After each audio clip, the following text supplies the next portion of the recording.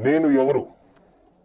నేను నిరుపేదల్లో నుండి ఒకడిని, సంపన్నుల్లో నుండి ఒకడిని, మీ ఊర్లో నుండి ఒకడిని, మీ పట్టణాల్లో నుండి ఒకడిని.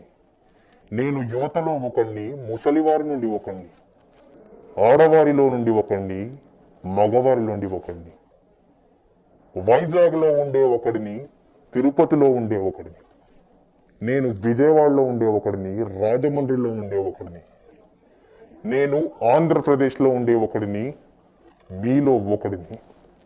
నేనే మీరు, మీరే నేను. మీకు రావాల్సిన చేయుత డబ్బు అందలేదు కదా?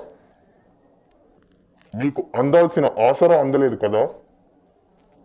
పోనీ మీరు ఎదురు చూస్తున్న ఈబీసీ నేస్తం సంగతి ఏంటి? అందిందా?